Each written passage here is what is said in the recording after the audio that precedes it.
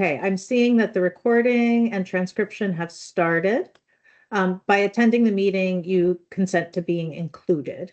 And I'll turn it over to our board chair, Tom Frink. Good morning, everybody. So welcome on this new year. And let's go around and introduce everybody. I'm Tom Frank, chair for the last time meeting here. Okay, and then let's go from I can go. Yes, go ahead next. This is Adrian, and we will miss you, Tom, but you're going to stay on a little bit longer until we fill our vacancy, I hope. So, Yep. Adrian Katz, vice chair, and let's see who could be next. How about Jennifer? Jennifer Fells, I'm from North Bennington. Good morning, everyone. Good morning, Jennifer. Our southern contingent here, yes. Important to have geographic diversity, yeah. And then we have, yep. Sorry. Yeah, Lisa Barron. Lisa, Yes. brain fog here. I don't know what else to say. It has been nice to be on the board with you, Tom. Thank you. Okay. Now, I'll probably be on by replacement. I'm on until the replacement is, and if you know anything about the state of Vermont, we are going to advertise it and then go through. Okay, and who's here from anybody else from the board? Right now we are missing, so we should document that. Rick, we're missing Rick. We're missing good grief, the brain is not working this morning. James. We're missing James. And let's see, who else? And Linda. Sarnayoki. Okay, so we do have a quorum at this time. We have 4 out of the 7. We have a majority. Okay, and who's in the staff? Present? Good morning, everyone. I'm Kathy Delnao. I'm the state librarian and the commissioner of the Department of Libraries. And welcome, Happy New Year. Thanks for being here to support the department. I'm going to turn it over first to Tom McMurdo to introduce himself. He is here. Good morning.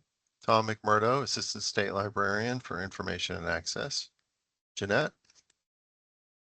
Yeah, good morning, everybody. Jeanette Schaefer, Assistant State Librarian for Library Advancement, and I'll pass it to Karen. Good morning, everyone. I'm Karen Gravlin, Director of the Able Library and Consultant for Inclusive Services, and I will pass it to Kevin. Thanks, Karen. I'm Kevin Unrath. I'm the Consultant for Library Operations, and I'll pass it over to Jonathan. I'm Jonathan Clark. I am the Youth Services Consultant for libraries, for Children and Teen Services.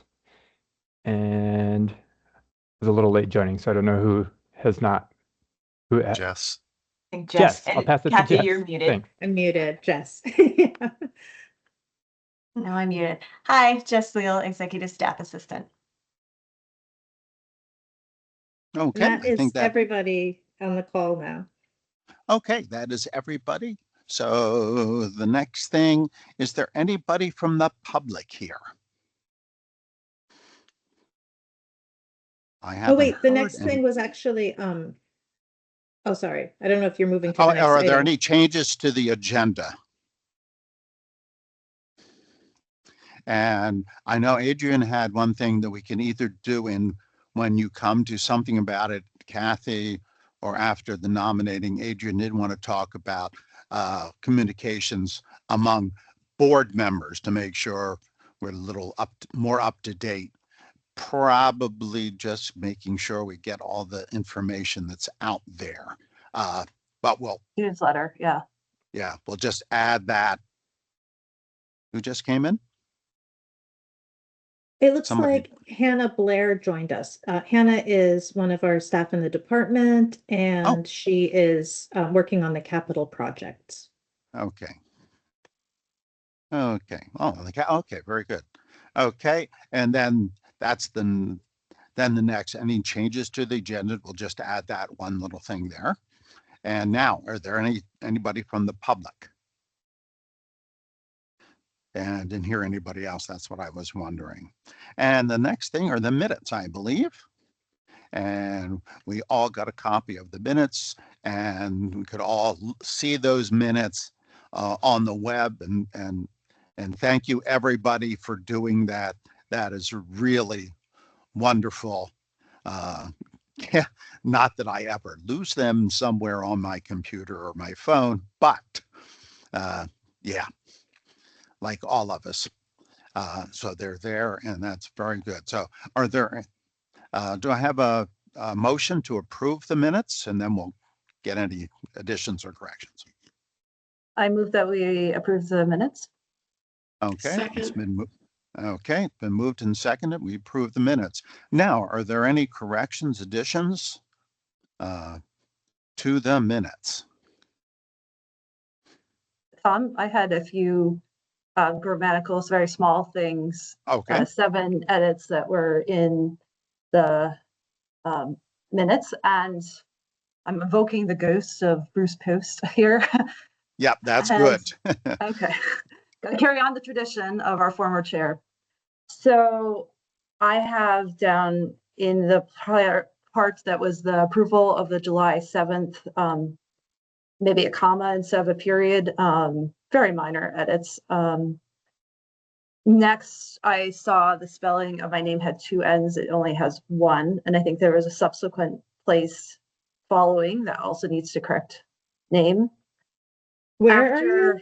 Are Um, you're in the approval of the minutes? Adrian is spelled with 2 N's accidentally, so we'll take out Yes, an N. Okay, thank you. and that came up twice in, I think, the minutes. Thank you very much. Thanks. And then a little bit before the spelling of my name, there was a part that said approval of July. I'm working from handwritten notes here. I wasn't able Yeah, to get I into the got the office. comma, Adrian, the July 7th, comma, Okay, cool. 2024. I just wasn't, you went a little too fast for me on the second part. Okay, I'll slow I'm it down. noticing, can I just share quickly, in the next line, I think we have a comma we don't need, so we can remove from the board members in attendance voted to approve the minutes. We don't need that comma, so we'll remove that Okay. or propose to remove that. So at the end of, there was a Barry, Vermont address with the 05641. There was a missing period. I'm suggesting a period there. Okay, There was also a period ending at the state librarian's report, October 24th, at the end of that. hold on a second. And of that, I see that you're in the state librarian's report section now, Yep, the first yep. sentence, add a period at the end. Yep. Like it says, state librarian's report, October 24th. Got it? Thank you. And the last 2 were, the next meeting is not January 2nd. Today is the 14th. So swapping that out real quick. If I can share, that is the date that was said in the minutes, and that was a mistake. So at best, we can add a sick. Oh, okay, sure. So happy to add a sick so that we notice that we misspoke. But yeah, I just went back and confirmed in the video what was said. So Great. Yeah. For accuracy, cool. And then the last one was a style. It was this changing it was like 12 p.m. It was like needs like 1-2 p.m. or 1-2:00 p.m. It was just stylistically. yeah, they should match it since we've used the 10:00, we should use Yeah. 12:00. So I'm noting that as well. Excellent. I'm the secretary and I have edits to my own minutes to suggest. I brought in one earlier in the approval of the July 7th section, the July 7th, 2024 section to remove the comma after in the second paragraph, the board members in attendance remove comma voted to approve the minutes. We have a similar comma showing up in the next sections, the bylaws review. And that's in the last sentence of that section about bylaws. All board members attending remove the comma, voted to approve the bylaws. We don't need the comma there. And then the same thing happens in the final paragraph. The board members in attendance remove the comma. I'm not sorry, in the final section, second paragraph, the board members in attendance will remove the comma if so approved by the board, voted in favor of adjourning the meeting. So that was just catching that as well. Does anybody object to the either? I was taking notes while Adrian commented on this paper, and I've also got my own notes on those that I just recommended. So if there are others, please. And then Rick came on, so I just welcome Rick Bates, a board member. Welcome on. And did you see any additions or corrections to the minutes, Rick? That's what we're going over now. You're on mute, Rick, just so you know.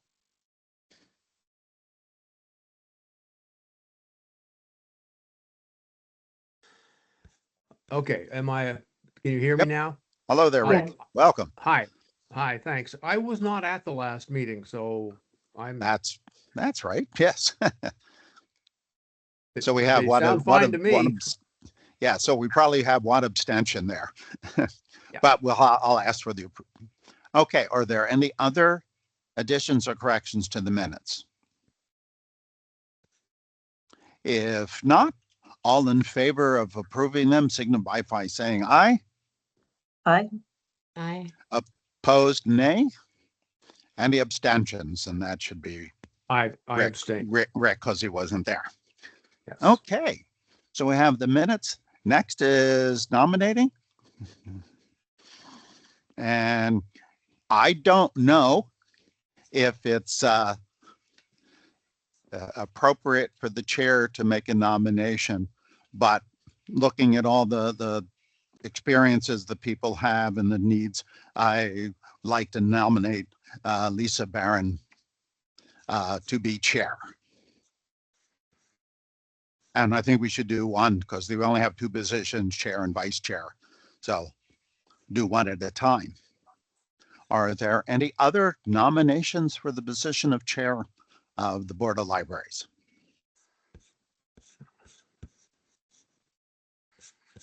If not, somebody want to move that they close? It shouldn't be me. On everybody speak at once. There is a raised hand from Jennifer. I'll move. Oh, Jennifer. Okay. And we don't really have to do raised hands. There's only a few of us here, and that's okay. We'll be polite to get. Okay. So move that the nominations close. And actually you can, if you want to modify that a little bit, and you can say you recommend that they close and the secretary be, oh, and James is here too. And wait, so we have to let James come on. I get James Good morning, in here. James. Good morning. Good morning, James. Okay. Good morning. At this point, we have approved the minutes, and now we're going into nomination. And I nominated Lisa Barron as chair because I have to go off. And then Jennifer voted to cease. And if there were no other nominations, so I was going to recommend she can change it to move that the nomination cease and the secretary be directed to cast one vote for the entire board because it's unanimous. I believe that's okay in Robert's rules. Do we need a second on the motion or no? Yes. Okay. Yeah. That's why I'm just saying if she wanted to change that to just say if the secretary say that it's unanimous. Looks like Rick has his hand up. Jennifer? Oh, I may have been premature. I'm willing to second that. Oh, okay. Okay. So it's been moved that Lisa Barron be chair. All in favor, signify by saying aye. Aye. Aye. Any opposed? Any abstentions? Okay, Lisa, you will be chair I assume it would be at the April meeting. Thank you.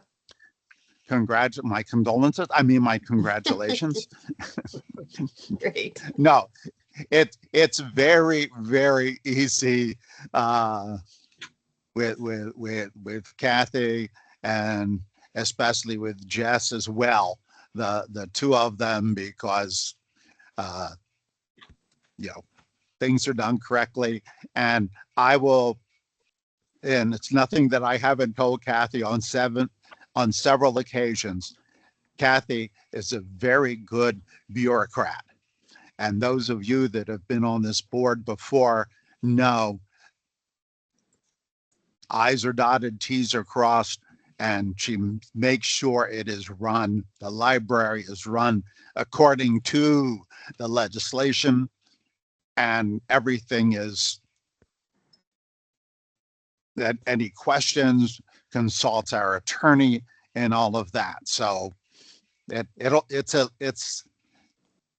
and my tenure, there haven't been any controversial naming. So maybe that'll change, but that's okay. It's a pretty good job. And I think you do a fantastic job, Lisa, and thank you. Thank you. Okay. Next on the agenda is, I believe, your report. Are we Kathy, doing vice president oh, as well? duh. And I'll stand back for vice chair. Yes, we do. Currently, vice chair is Adrian. Who's done a great job. She's taken over what I've done it. Okay. Yep. Are there It's been great to any work with other you. nominations from the floor? It's been great to support the departments, and there's a lot of great work that's happening here, and it's been great to be part of that. And I have mixed feelings. I could continue to serve, or if there's someone else that wanted to have new energy and new capacity, open that to that as well. I'm happy to continue, or if there's others.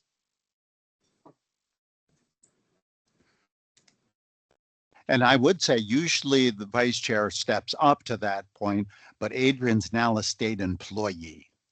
So thought that might not be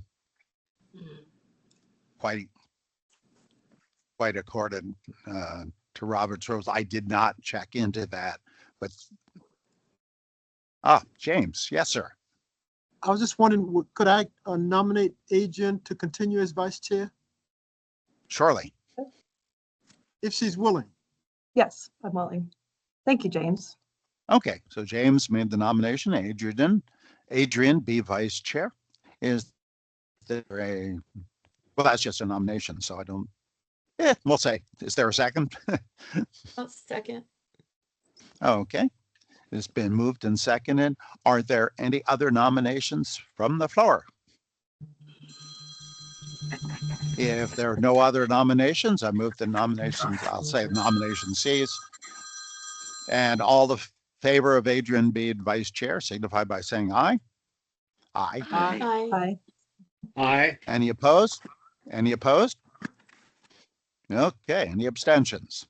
Okay, congratulations, Adrian. And my condolences. Yeah, vice chair, not right. Poor Lisa. She's the chair. Yeah. And then Lisa, remember the vice chair serves in the case of you're not able to serve and any other duties as assigned.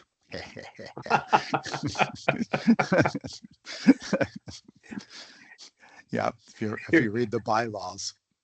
Your timing in bringing that up was appropriate. Yes. After the fact, yes. Okay. And let's see, we'll go. I had added it to the agenda, but I think it's probably we can meld it in with your report. And Adrian added to the agenda that we want to talk about better communications to the board members. So all new board members know what's going on in the library. We have the monthly report. Is there anything else that needs to be done? So let's go with you, Kathy, and we'll see. We'll Well, probably get that. I think we have some other things on the agenda first. We had just to share an update on the Board of Libraries vacancy and how Oh, the that's department right. would. Sorry about So that. that was agenda item 6. So do you want to move Okay. to that one? Yeah, let's go to that. Yeah. Okay. So Tom has served on the board for his 2 full terms, and there's a limit of how many full terms a person can serve. And we now know that we have a pretty smooth process for canvassing across the whole state to find board members. And so I'd like to just notify the board that since Tom's time on the board is up, that the department, that as the secretary of the board, that I will be in touch with the governor's office to post the same job description that we already just used with great success to recruit Rick and Lisa and Jennifer. And the board is, of course, encouraged to kind of look around you in your community, look for other folks who it would be good, you think would be a good fit for the board, but everyone will follow that same process of applying to the governor's office. It's very much like an HR recruitment for the state. And the process works very well, as we found through our addition of 3 new members so recently. So I'd like to, in the next week or so, ask for support from the governor's office with that recruitment and post the vacant position for the board. So I just wanted to let you know that that was the next step that as the secretary I should be taking, and make sure that you're all comfortable with that. I mean, we could just fail to fill the position and then poor Tom stays on the board forever. But I think that Tom has lots of other things that he's working on, and I understand he's going to stay on the Able Library Board, which is great. So we're not going to lose connection with him. And I know he's always, just as Bruce Post, the prior chair, he's always happy to provide guidance to somebody who's on the board currently, which is really helpful. Yeah, and Bruce was on there, what, 11 years? I forget what it was, 11 years, because he filled a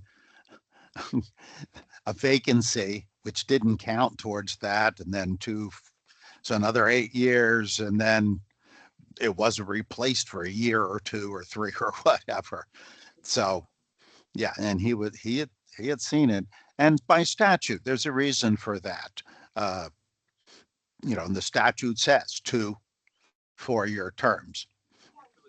And by the way, past president is a wonderful thing, because if everything goes beautifully, I can say, see what I laid down that I did and all of that. And if it goes bad, say, well, I wouldn't have done it that way. So no matter what, you accept all the credit and defer all the blame. Yes. Great position to be in. Okay. Anything else on the agenda there, Kathy, that I missed?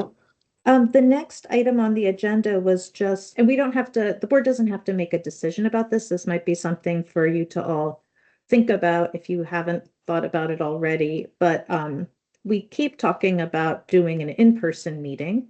And I think given the reality of our harsh Vermont slush and slippy conditions when we're driving in the winter, the best time for us to do that is likely our July meeting.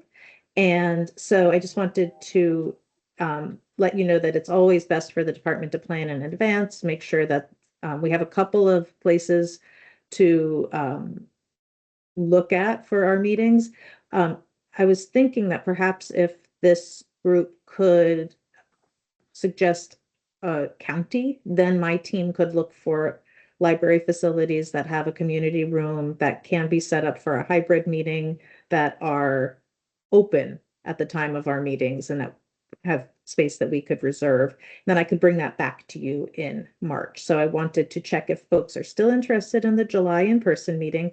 and see if there's consensus about which county our team should focus so that we can bring back specific recommendations for the location to you all.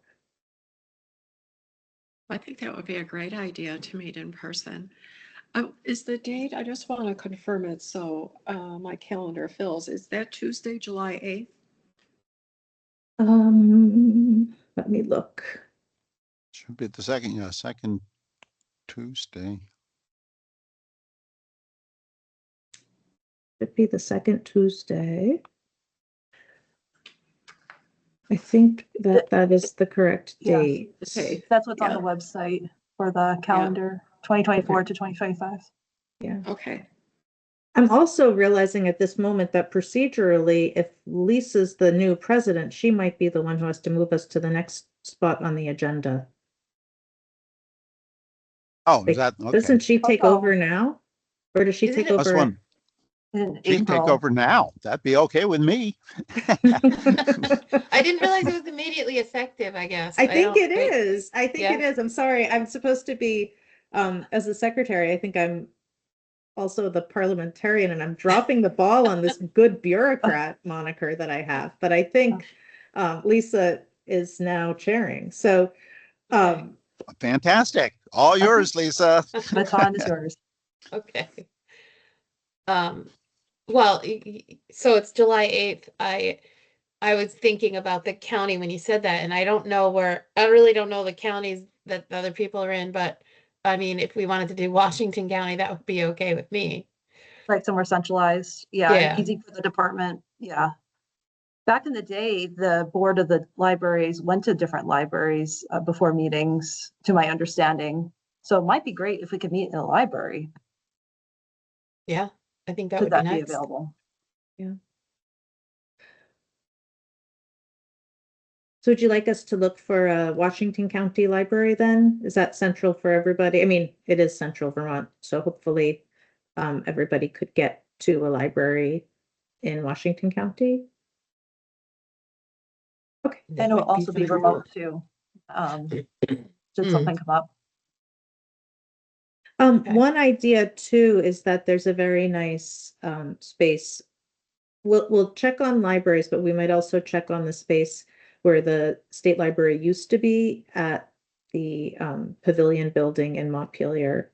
That room we know is well appointed and able. It's a modern, just renovated space that might be a good one for meeting in person. I don't recommend we meet at the Historical Society here in Barrie because as the secretary, I have trouble hearing in that room and also seeing in that room. The light quality triggers my migraines. So if we could not use that space, I'd appreciate it. That's why we're not going to just recommend that we do it here at the department's building. That sounds good. And I think your Yeah. idea of being in Montpelier would be good because it's during the summer and the State House is not necessarily up in a buzz where parking could be an issue. So that might be easier time. We might want to have a backup in case of flooding. Yeah, Seeing as the that's a last good- couple years at that time has been pretty bad. Yeah, you're right, Lisa. I mean, I think I the remember, top choice like, is probably a having- yeah. library, and then the Sorry. second choice maybe, if depending on the availability of the library spaces. So I'll come back with some Washington County options at our March meeting. Cool. April? April? I'm sorry. At our April meeting. Okay. Thank you. Okay. Then I guess we're gonna move on to your report. Great. Well, it's been a busy time. And for those of you who happened to see that we posted a draft of the state librarian's report yesterday, you might be wondering why it was a little bit delayed. It's because we have another report due tomorrow to the legislature. And so I was in legislative writing mode. So I will walk you through our report this month. And since posting this document yesterday, we've actually had 2 updates to it. So I'll post a revised version of it online for you that matches the content I give you today verbally. So we've had some staffing changes in the department. For those of you familiar with our Able Library, we had the departure of a longtime staff member, Sarah Blow. Sarah retired from her role as Administrative Assistant A in the Able Library at the very end of December. She had served the public in that role for 20 years. So much deserved retirement, but a huge loss to the community. Folks, I hear that folks are calling and saying, well, I'll just talk to Sarah and Wendy. And Sarah has retired and Wendy has now got a position much closer to home. So we have now a team of two, Karen Gravlin, who's on the call right now, and then Dan, who joined us, Dan Kelly, who joined us fairly recently. And we will be moving to recruit a new person to join us in filling Sarah's shoes, which are big shoes to fill. We're looking at the best classification for that position because the administrative A classification is very rarely used today and may not encompass all of the current duties of the position as it had evolved over 20 years. We also want to be sure that we're posting a position that is likely to fill and likely to get a good candidate. And I think that it would be very tough to find somebody who, if we were to hire at that lower level, who was doing that same quality of work that Sarah had been doing in her role. We also have an update about our interlibrary loan and government services librarian position, which became vacant on October 11th. And that position, we've been doing interviews and we hope to have some news for you soon about hiring. And finally, our department's contracts and grants administration position became vacant effective December 13th, 2024. And we were successful in posting the position. We submit it and then we see what happens with HR, how quickly they get it up. And I understand that the job is now live, that we are accepting applicants, and that it is scheduled to close on January 26th, 2025. And our plan is to conduct interviews in February and potentially onboard someone in March. So that is the plan for those. The next topic on my report is the early literacy resources report. So the department was charged last legislative session with writing a report on expanding early childhood literacy resources. That charge came from the House and Senate Education Committees, and it was through Act 139, which is largely an education bill. But I think those of you who have been on the board for a while may be aware that there has been some advocacy and some bills presented that were encouraging the legislature in past sessions to look at a book gifting program. In last legislative session, I had testified along with folks from the Agency of Education to Senate Education saying, let's not jump into this hastily. We don't, we need to make sure we have the right program for Vermont and that this is a model that is based on facts and outcomes, not just on, isn't it nice to have a free book?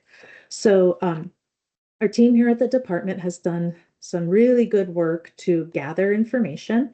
I want to thank Jeanette and Jonathan, who both helped to gather information from colleagues in other state libraries.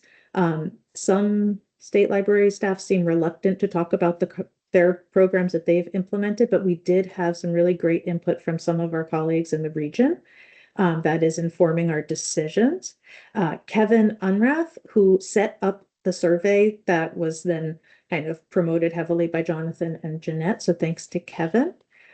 Thanks to Jeanette and Tom for reading, and to Lily for reading my report, and to Lily for serving as the prime mover with the editing. And many thanks to Jess, who looked through the data and developed some summaries about what our colleagues in other states had proposed. So I think Joy may have done some proofreading too yesterday. So it's really, when we have a report, we're a small staff, so we're sort of all hands on deck at these moments. And so I just wanted to share thanks and appreciation for the great work that the team has done to get me the information that I needed. I did also have support from the Info and Access team in gathering articles through interlibrary loan to inform the report. Ultimately, what we'll be recommending in the report, which will be published tomorrow, is a multi-pronged approach that includes the implementation of a book gifting program, such as the American Academy of Pediatrics Read Out and Read program, and also an early literacy parent education program. For example, Every Child Ready to Read, which is a really popular program in public libraries across the country. And that the department would then implement these programs statewide to both kind of boost engagement with that, with a modest book gifting program, and also really support parents in their learning about early childhood literacy so they can really do a good job of being their children's first teachers.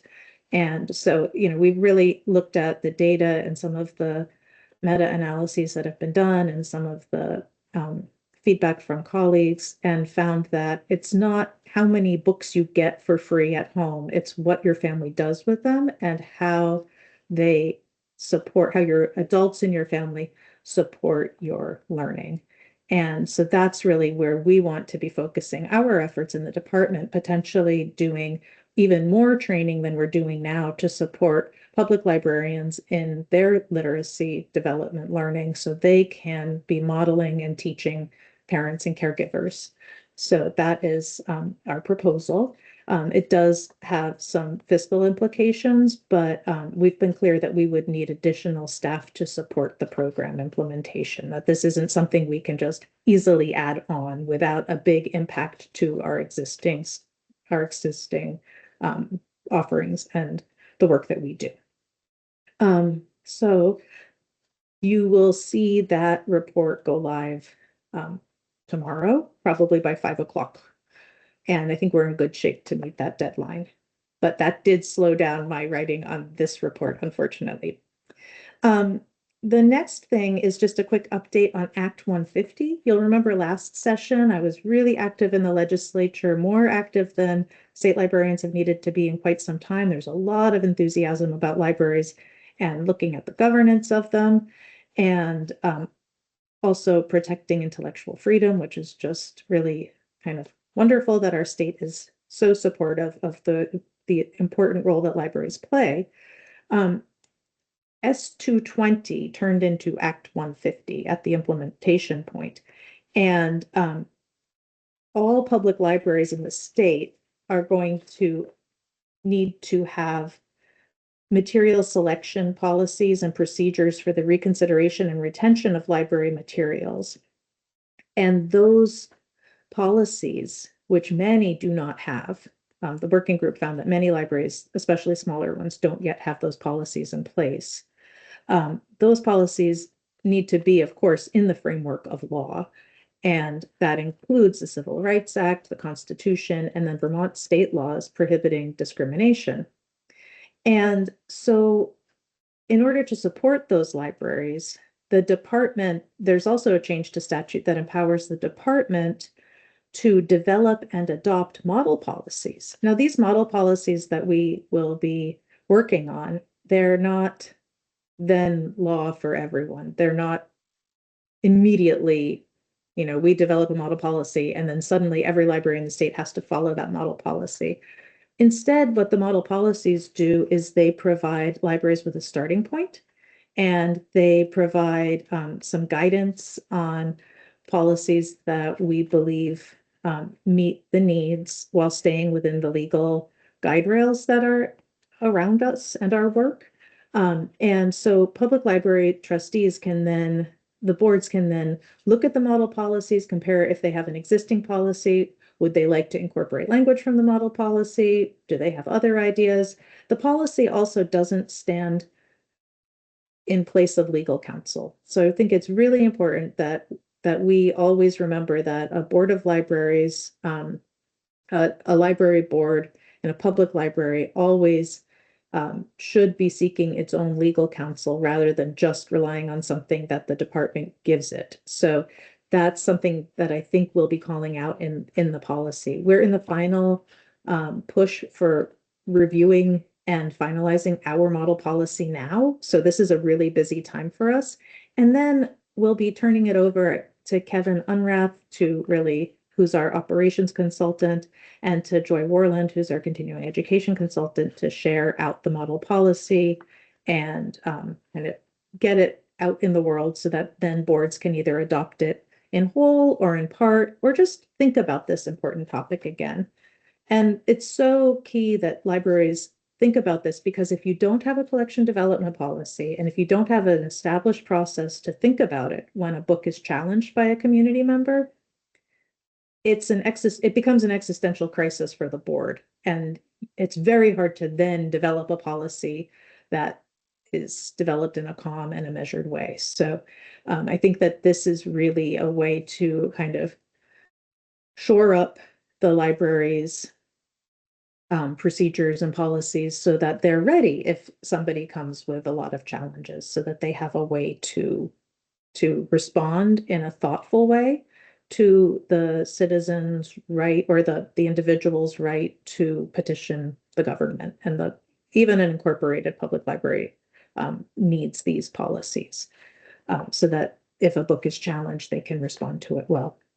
So we have been really thoughtful, I think, during the legislative process to say that we may develop these model policies, but we're not required to develop model policies. So statute gives us that ability, and that means that we can actually approach future model policies in a measured way. We don't need to quickly spend 2 years updating every single model policy possible. We'll be looking at which are the most important model policies to have in place in the current climate, and working over time to develop and share out a set of model policies. So that's work that we'll be engaging in.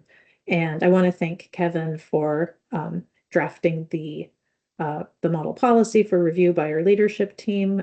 Jeanette and Tom and I really spent some time looking at that policy and working to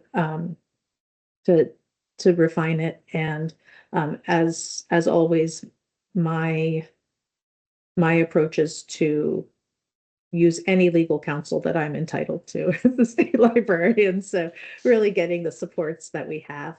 And so one of the final steps will likely be sharing the policy with the agency and just making sure that it makes sense from their perspective as well. But so you'll be hearing more about this implementation in the coming months of the model policy to support libraries in having their policies in place by July 1st of this current calendar year.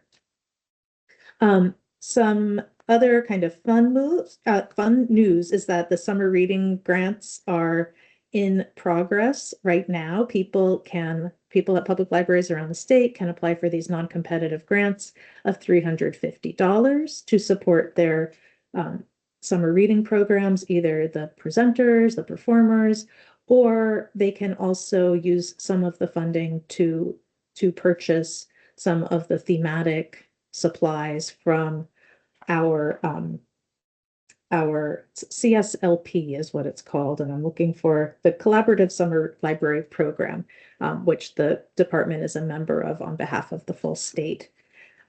Initially, the grant application, it opened on December 2nd, and it was scheduled to close on January 20th.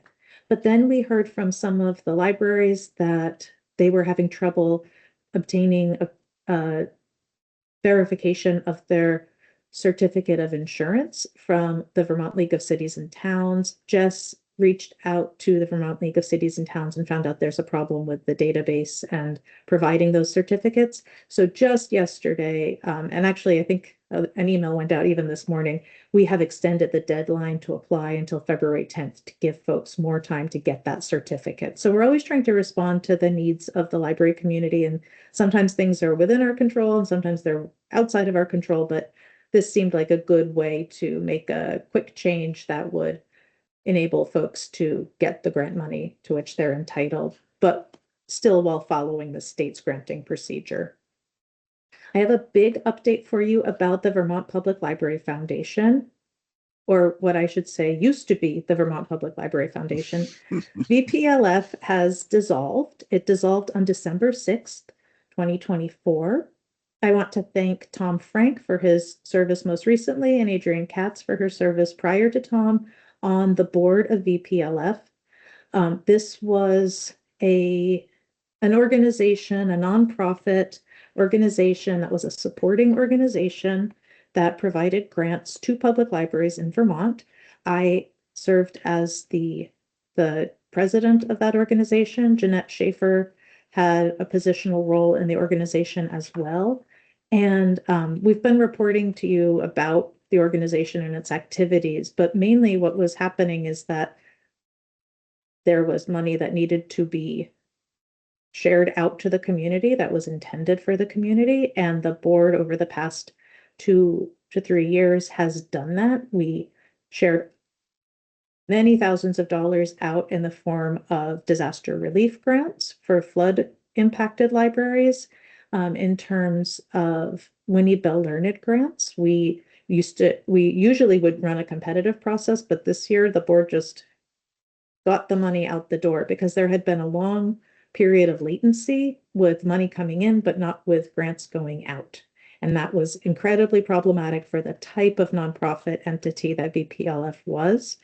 And ultimately, the VPLF was only bringing in less than $20,000 a year. So it wasn't really worth maintaining in that way. So because it's important to keep access to Vermont's libraries, to keep access to the grant money for those libraries that was still coming in, the Winnie Bell Learned Fund is moving to the department. Jonathan Clark, who's on the call today, our youth services coordinator, and Jeanette Schaefer, our library advancement assistant state librarian, their team will be working on adding one more grant, a competitive Winnie Bell Learned grant, to the department's offerings each year. And there was a modest amount remaining that has been approved to be transferred from VPLF over to the Department of Libraries to the Winnie Bell Learned Fund. And that's 17,500 in that vicinity was remaining in the bank accounts.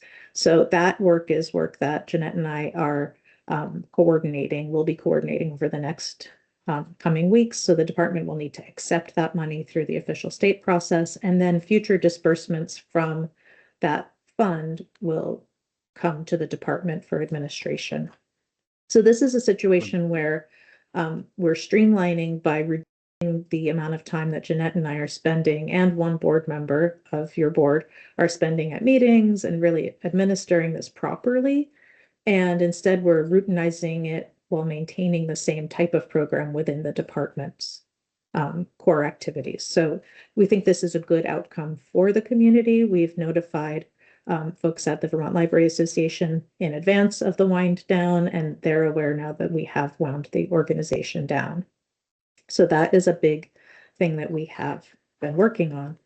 And then finally, and since the time I was just going to say, since the time I was on the board, it was always discussed and nothing was ever done.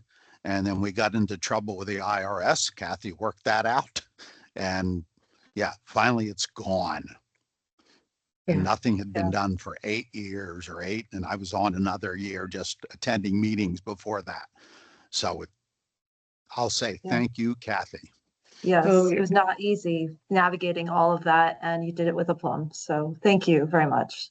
Well, thank you. And thank you to Jeanette. And Jeanette just pinged me and said, yay for bureaucrats. And I echo that, a resounding yay for bureaucrats. Yes. When the department has so few people, it's really important that we're focusing in the same direction and moving the department's aims forward. At the time that VPLF was founded, it made a lot of sense with a really large like $10 million donation. That made a lot of sense. The department does still have the capacity to form a foundation. I, as a state librarian, have the capacity, the ability and statute to form a foundation should a big donor gift arrive again. If you all want to meditate on that, put that vibe out into the world, please do. We would love more money for, particularly for building projects in Vermont, of which the need is quite vast and exceeds our grant funds. But at this point, it didn't make a lot of sense to be running a foundation and using money off the top of what came in to support the foundation itself, rather than getting that money directly to the public libraries and not taking out any overhead costs for that is the plan. And then the final thing on my report today is just to keep you aware of where about a third of our money comes from in the department, which is the Institute of Museum and Library Services. IMLS is a federal entity that oversees the Library Services Technology Act, which goes by LSTA, and the Grants to States program. So every state in the union, all 50 states, receive $1 million as kind of the flat amount, and then another amount of money based on population. Now, for Vermont, last year that looked like $1.24 million. For Texas, that looked like $12 million. I mean, it's like magnitudes of scale, right? So for our state's activities supporting libraries, the LSTA funding is absolutely essential. It isn't a small thing to get a third of your budget from a federal funding source. And we use the money to pay for most of our staff, most of our staff salaries. Jess and I are the only two permanent staff who are not paid for with splits of general funds from the state and also the federal funds. And importantly, we have particular programs like the courier program. So the amount of money that we pay to the courier to provide courier service, and then also the many, many thousands of dollars that we grant to the participating courier libraries to offset their courier bill to basically cut it in half. Those are LSTA funds. If you use the Vermont Online Library or the Palace Project app, those are things that we provide for Vermonters using that IMLS LSTA grants to states money. So when folks talk about cutting funding that might be seen as extra, that would have, if these funds were cut at the federal level, it would have dire consequences. And so I hate to close on I should have rearranged the order of these things and closed on summer reading maybe, but I do want you to be aware that if there are cuts proposed, there might be a need for some action from the board to speak in favor of, if it be your will to speak in favor of restoring funding, because that is something that would have a huge impact on Vermont, and Vermont would have a hard time finding that money someplace else. It's not a $10,000 allocation. This is a huge amount of money for our department and for the state. So I just wanted to make you aware of that, and also just share some regular activity that's going on associated with our grant funds. Jeanette Schaefer, our assistant state librarian for library advancement, is also the program manager of that funding source. She works closely with IMLS staff. We have a 5-year plan that we had shared with the board a while back when we formed it. And so every year, Jeanette works on the state program report, sharing how we are doing at achieving the goals of the 5-year plan. And it's a narrative report, but also a numbers report on the exact allocations and how much we spent in our match and all of these things. So Jeanette has been working on that. Anyone who is doing anything in our team, so all the consultants who have pieces of their work that is related to the IMLS report, they've been sharing updates on their programs with Jeanette, and they're working on the narrative. And then also Jeanette, with a lot of support from Tom and Jess, has been working on kind of truing up the numbers. And so that's a big piece of work that it goes into this IMLS effort behind the scenes. And so I just want to give some credit to Jeanette for that huge effort that she coordinates and thank her. I know it's a little bit of a headache, but she does a great job, and she's really just so capable and so such a good administrator of that funding. Last year, I think, was kind of a red letter year for us because we didn't get any edits. If we send it in and then they don't send it back, that's a lot of time and effort saved. And last year, Jeanette did so well that they were like, okay, thanks, no edits. And she almost fell off of her chair, is my, that's how it seemed. She was really psyched to not have to go back and forth and answer tons of questions. So many thanks to Jeanette, many thanks to Tom, because Tom can find a wrong number. I don't know. He's like the needle in the haystack, wrong number finder. I don't know how he does it, but Jeanette and I will be like, I don't know. I'm not even going to try. Like, let's just wait till Tom comes back from vacation and just put it in front of him the first day he's back. So this is an example of how the whole team pulls together and how great they do. And I've got to say one more, this is like, it's like our Thanksgiving meeting or something, but I want to just really give Jess a huge shout out. She has done such amazing work. If I ask Jess a question, she looks into it further on her own. I mean, the example of her calling VLCT, I didn't ask her to call VLCT. She found out there was a problem. She got on the phone, she figured it out.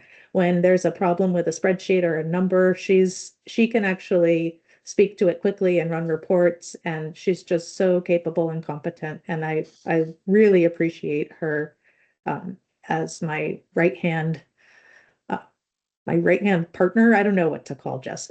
But she's really, really great. So just know that behind the scenes, there's a lot chugging along to keep everything running smoothly. And that our whole team is kind of, I hope that we're all moving in the same direction, really focused on our LSTA objectives and on our objectives and strategic priorities for the state.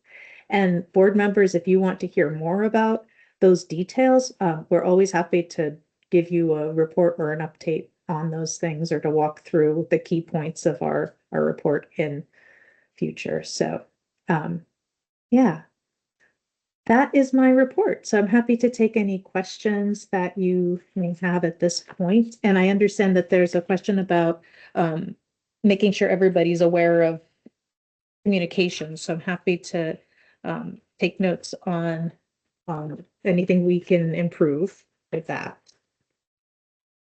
Okay.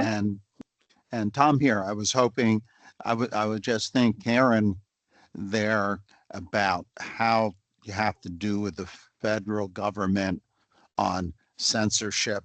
That thing, I don't think this board was aware of that.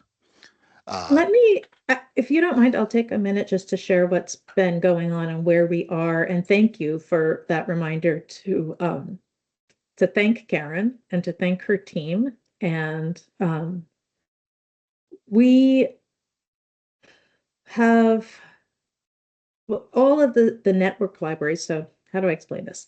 Our ABLE library is one of many network libraries in the country that work directly with the National Library Service, which is a part of the Library of Congress. The Library of Congress's program, the NLS, they provide us with ebooks, with e-audiobooks primarily. That's like the biggest thing, but also e-braille books. And they provide equipment to folks who are registered through our network library here in Vermont. So folks like Tom are registered with the network library, our ABLE library, and the ABLE library coordinates service with the federal government. And usually that relationship works really well, and Vermonters are well served, and our team is just amazing at doing their work, which includes readers advisory, placing reserves on items, helping to troubleshoot problems with equipment.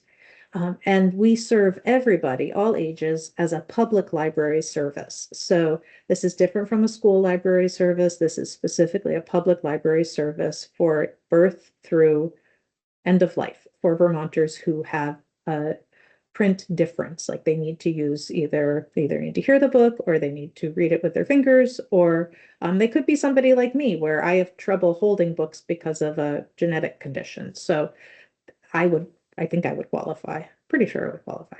I'm not a member of it, but Karen's team has been really working to make sure that folks who are in our service population have an awareness of the program, understand that their information is being shared with folks in a federal program, because there was a little bit of a disconnect. Some people didn't realize that.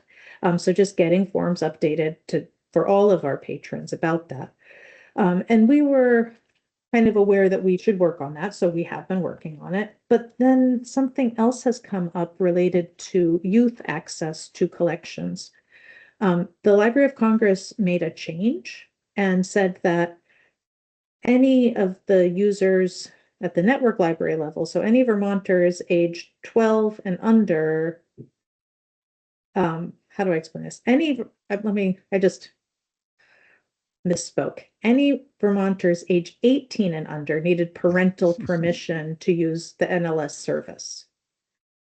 There's a problem there because with the passage of Act 150, the public library age of confidentiality in Vermont is 12.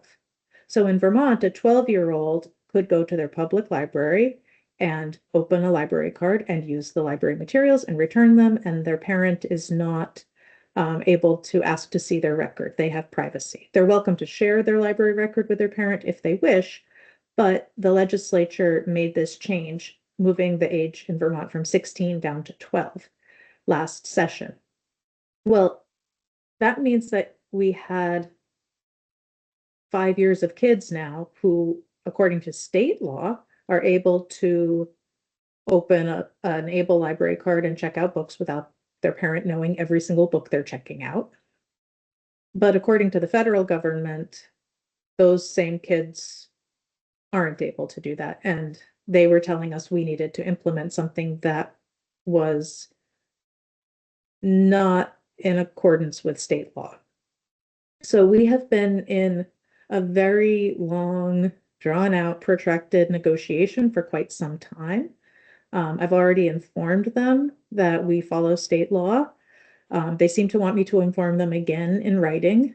I informed them in email. They seem to want me to sign, maybe in blood, not sure. They seem to want a letter instead of an email. I would probably be happy to sign a letter to that effect. They also want the department to take on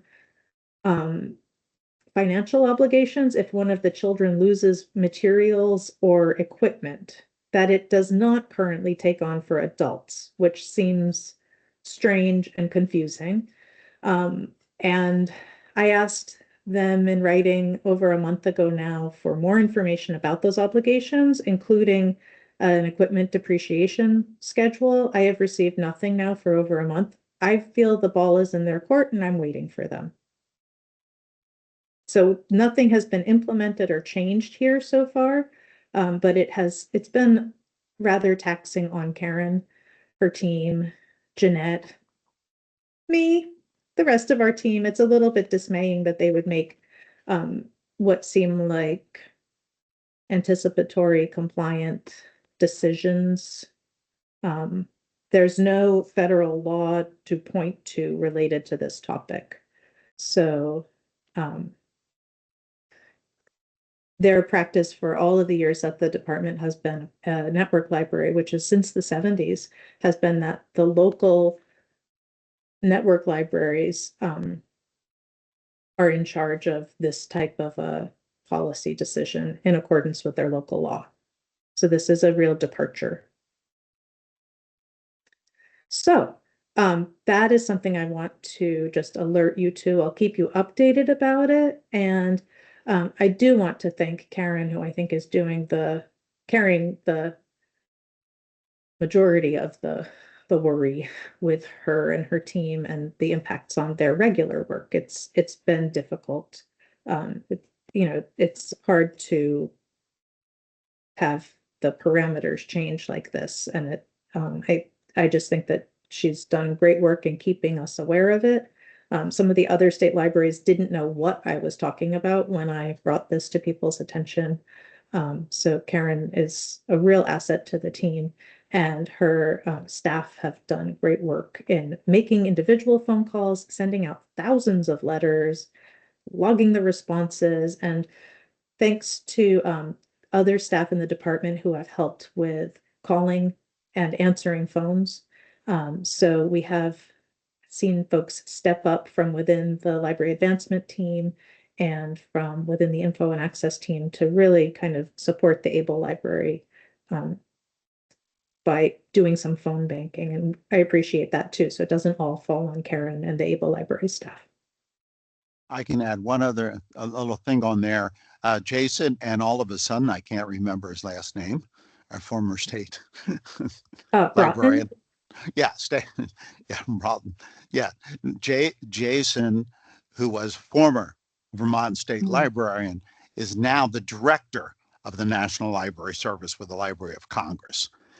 So he is in charge of that. And so I'm quite involved with understanding all the background and everything. Jason did as a sort of a prophylactic.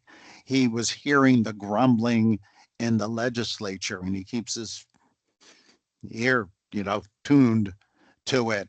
And the more conservative wanted to do something. So Jason took this step without legislation because he figured if he didn't do it, there was going to be legislation written, and he wanted to be able to at least control it, to take, cut it off at the pass, so to speak, so it wouldn't be more restrictive. And it's dealing with the whole thing of censorship of books, and especially all the controversy that's going on around there. Yeah. If I may, the decision that they've made has limited every American child under the age of 18 to the same standard as the most restrictive state in the union's collection of state statute. So this isn't a middle of the road approach. This is like the only state I'm aware of with this restrictive of state law is, I believe, it's either Alabama or Arkansas. I'm forgetting which of those two states. And remember, the books that are being challenged are books by and about African American, Asian American, Native American, Latino American, and LGBTQ folks. That's whose books are in question in some of these other states. So it's really a matter of a federal overreach issue. And this was not implemented in a way that engaged the state librarians and had us come together and provide a possible solution or provide a framework. It was not collaborative. The chief officers of the state library associations wrote to Dr. Carla Hayden, the head of the Library of Congress, who chose not to respond to the letter herself, but instead had the head of the program who was doing this without consulting the constituents respond to us. So basically dismissed the 50 state librarians plus territorial librarians. So it's not been a really pleasant experience so far, but I do hope that we'll come to some solution. I don't have any problem testifying to Congress if I had to, or answering any type of questions about Vermont state law. So this is a really fun topic. Sorry, everyone. You look very somber. But I do think it is moving in a better direction because at least there's some recognition from folks at NLS, even if they haven't responded to our information request in a timely fashion. They are signaling that there may be another path besides just telling us this is how it has to be, which is how they started out over the summer. So that brings me up to the thing that you had said about what the board could do in response where you can't necessarily. Yeah, so I wanted to ask about that as well.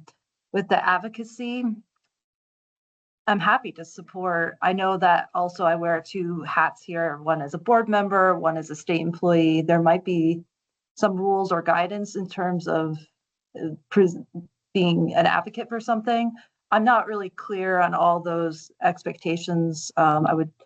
It's not an answer I need now or anything, but just it came to mind when you were speaking about supporting the department, and I'm absolutely happy to.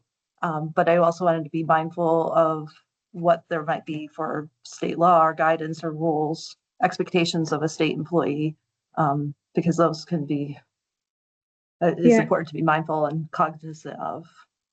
Yeah, and I think on my end, Adrian, I can't answer that question. That would be a good question for Yeah. HR or for maybe for the governor's office of, who Okay. appoints folks. But I think what's important is for the board to just have these things on your radar. I don't think that there's any action that the department needs you to take on at this moment.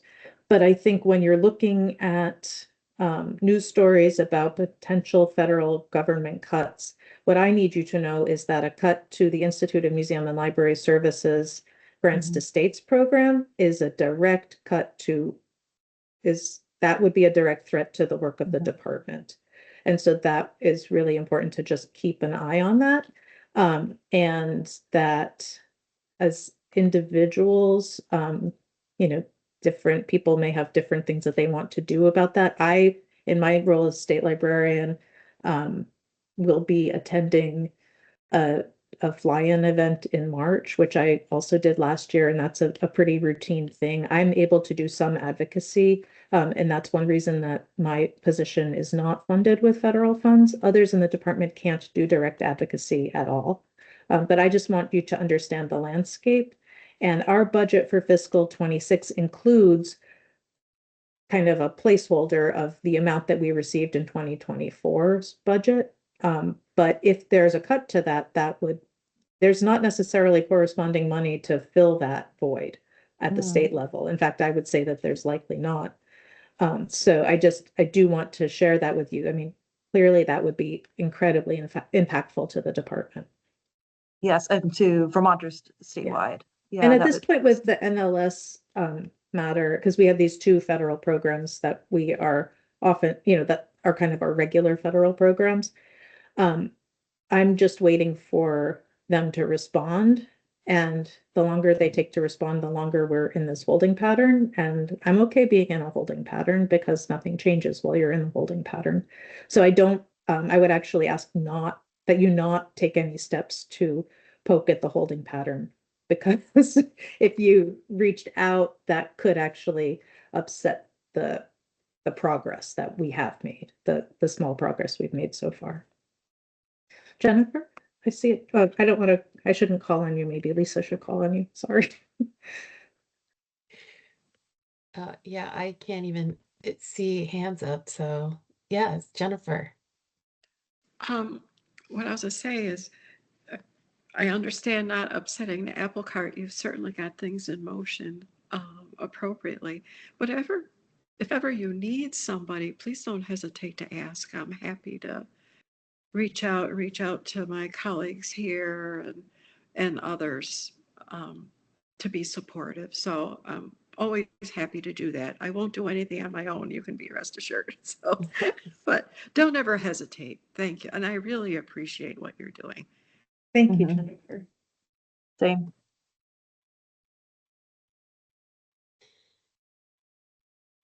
Well, was that it then? That's all I've got. If anybody has questions or comments, happy to answer them.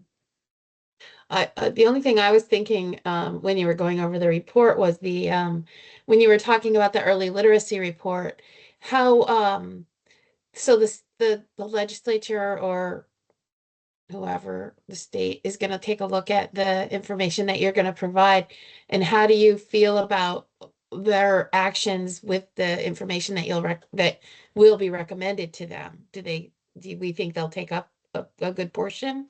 It's tough to say this year because finances are so tight. And there is funding associated. There's a funding ask, both in terms of what we think is about $150,000 to pay for half of expanding the Reach Out and Read program of the Pediatric Academy to the whole state. And then also potentially adding to our continuing education resources to bolster the supports we're providing for early childhood literacy. And then potentially to coordinate all of that work, because Jonathan has a full plate of work now, but potentially to continue what he's doing now and then add this on a second youth services consultant. So it really depends on what funding, how well the report is received. I think we made a good case, but it depends on if they find the case compelling. And it also depends on all of the other folks that come with asks, because my guess is they have to then evaluate every single ask against every single other ask. And if, I don't usually ask for a position, but I don't usually have this big type of charge. And we do know that implementing a program like this, other state libraries have found that it takes at least a staff member, and depending on the program, the program we recommended is one I think we can do with one staff member versus two staff members or more, which is, what some of our other state colleagues have found. So I think this is a modest proposal. It's not an everything in the kitchen sink proposal. And I think that the need is pretty great, because when you look at how many kids are not ready for kindergarten in Vermont, you could look at it and say, oh, we're doing pretty well. We're in the middle of the pack.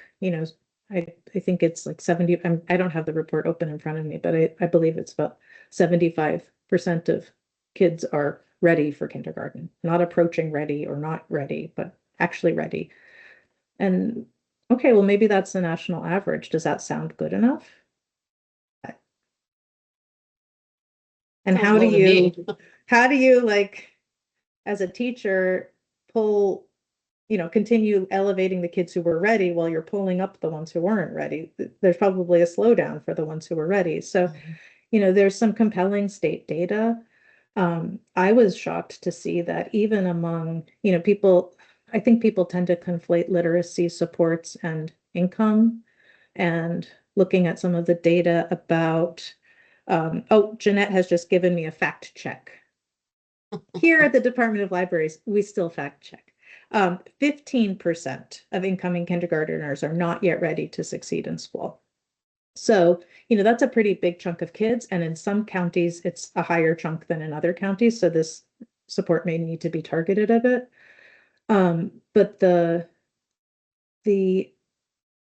fact is, even among kids whose families are making 400% of the poverty level income, there's still a huge chunk of kids who are not being read to every day in that bracket. So it's like we have an issue here where it's not just a matter of the books, but actually having the parents implement daily reading. And that daily reading isn't just so that the kid can identify the shapes of letters or sound out cat, but it's really what the studies showed is really that that practice of reading together each day is so key to the child being supported and ready, and all of these cognitive and emotional components that they need to be successful, and fostering that environment where the kid's going to go into school and succeed, not just at reading, but at many, many other elements of school success. So to me, it seems like, yeah, we want to do this. And I think the question would be, let's see what the legislature thinks. And then if that's not successful, let's see what we can do within our means now. And would we have to shift and think about things? I don't really know. I'm hopeful that they'll think it's compelling, and I'll be testifying. I think that they'll call me to testify. I mean, we should know pretty quickly if they're picking up on the report or not, because we'll submit it this week. And if they call me to testify and share information, and then they don't call me back, it's probably dead in the water. They would have to actually write a bill that relates to this. And when I checked the bills on Friday, I didn't see anything related to this topic yet, but they haven't seen the report yet either. Well, That was a long answer, Lisa. It was really interesting though. I didn't expect that. So thank you. That was really helpful for me. Yeah. Yeah, I mean, I don't know if there's anything else people want to ask you or bring up. But if not, I think we're at the end of the agenda. There was one addition to the agenda about talking about Oh, yeah. the Department of Libraries Communications. If this is a good time. I think it's a good time, if people are prepared to discuss it. Is Or that if they your, had any other- Adrian, you're gonna start? Yes. So in terms of communications, I wanted to make the Board of Libraries members aware of a wonderful communication that the Vermont Department of Libraries sends out. And Kathy or any other staff member could certainly give more detail than I could provide or speak to who crafts it. The department currently sends out online to email a newsletter every month. And it has all the accomplishments of the department, what's going on, different offerings that the department provides, both internally to perhaps state employees, but also broadly.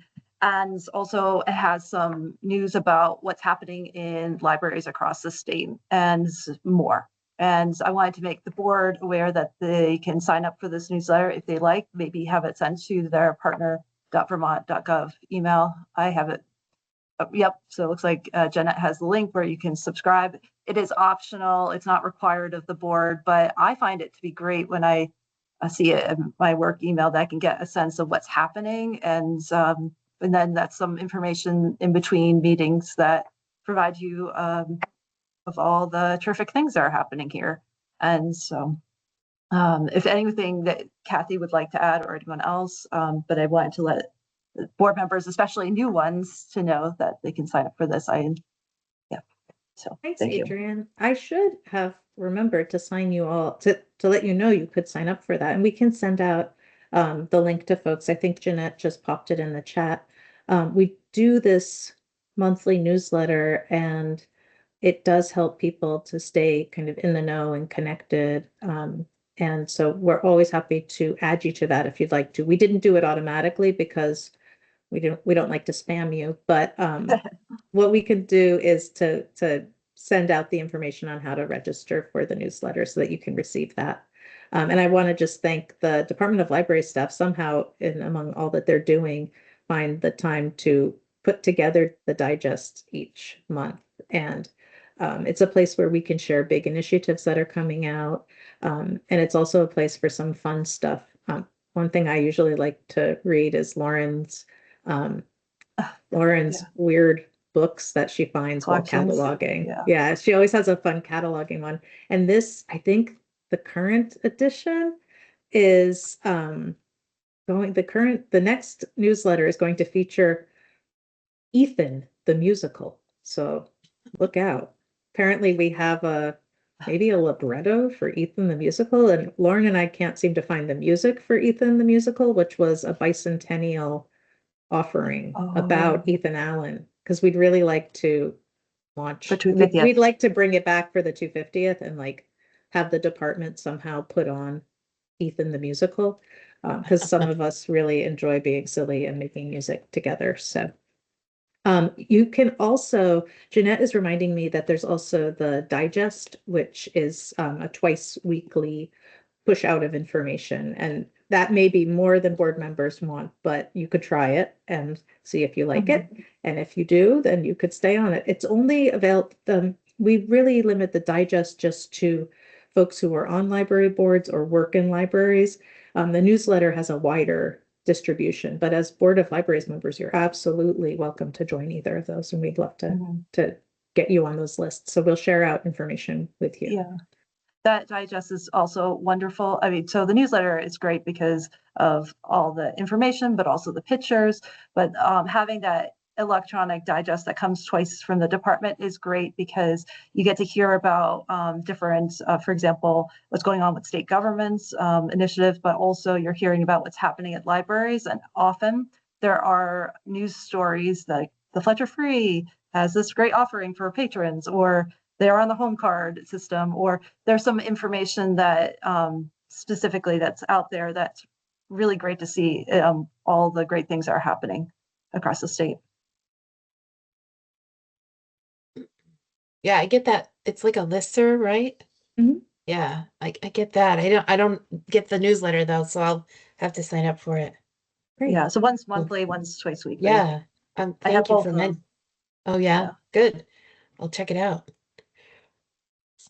Oh, charge your glasses. Battery too low. To continue, charge your glasses.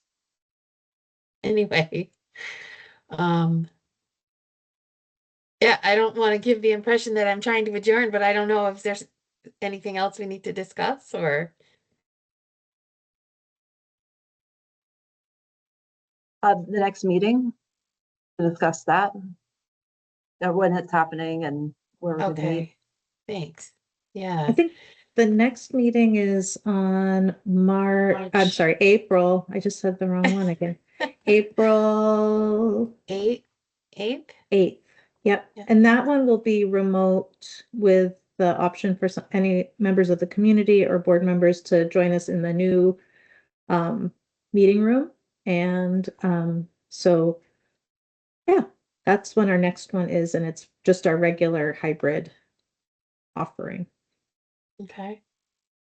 Good. From 10 to 12, same time. All right. Can you Okay. hear yourself think in the new meeting room? So I'm in the new meeting room. It's great to be able Okay, to come here. But I'm also on state equipment. So I wasn't able to test out the conference room materials, but I'm sure that will be fine as well. It's nice and quiet, space to work, write notes. Yeah, we have staff for the capital projects who are in the former meeting room, and we cleaned up and repurposed an interior room. It doesn't have windows, which is actually kind of nice. If you're looking at the screen, you're not getting a glare. And the staff member who will be working in the adjacent office won't be there I don't believe that they'll be there on Tuesdays. So yeah, there's no real sound issues in that room either. So it's actually warmer too because it has no windows, which I appreciate. And we've used it for some interviews, and yeah, it's not fancy, but it's functional, and we like it. Thanks for the tour. Oh, you're on mute. Yes, you're welcome. Happy to share how it looks behind the scenes and And so that's you know. like, what's the actual address? 60 Washington Street Oh, in okay. Barry. Okay. Yeah. I know, I feel like I've never even been there, so it's like, oh, kind of weird. Well, Lisa, you're welcome to come for a visit, and we'll I be will. connecting. I'll connect with you about upcoming meeting agendas and things like that, so we'll get to know each other better, and would be Yeah. happy to tour you and other board members around our digs here. And even if we don't have the meeting here in July, if people are in the area anyway and want to come over and see the space in July, that would be, because I know some of you are further afield, which is by design. We like you further afield, out getting a finger on the pulse of libraries in your regions of the state. Mm-hmm. And maybe Awesome. informally have lunch afterwards, but no requirement. But that would be nice to get to know people in person and Definitely. yeah. Okay. Okay. Do we procedurally, I think we need guidance from our past president, just so that I rely on Tom to always know everything about Robert's Rules of Orders. So we're going to move to probably Lisa will move to the adjournment topic, and then Yep. it's a non-debatable motion, right? Yep, somebody Okay. has to make a motion to adjourn and second, and it's a non-debatable motion. That's all there is to it. Okay. Well, I then, move to adjourn. There we go. do we have a second? Second. Jennifer? Okay, so we don't ask anybody, we don't ask for ayes Say or all nays in or favor. anything? No, all in favor, aye, and it, yeah, Okay. and then if Oh. it takes a 2/3 vote. I learned that from going to town meetings when people, if they thought the trustees were pulling a fast one, somebody said, I moved to adjourn. What? You can't do that. Oh, yes, I can. And you can't debate it either, but it takes 2/3 vote. So anyway, yeah, somebody Okay. has to second it and then you just ask for the vote. Yep. Yep, we do have a second, so all in favor? Say Aye. aye. Aye. Aye. Okay. Okay, so we are adjourned. Thank you all. Okay. Thank you. Thank you. Thank you, Lisa. Welcome. Thank Welcome. you. Thank you. Bye. As you notice, I make numerous mistakes, and Kathy's right there. You got a great backup, so don't worry about it.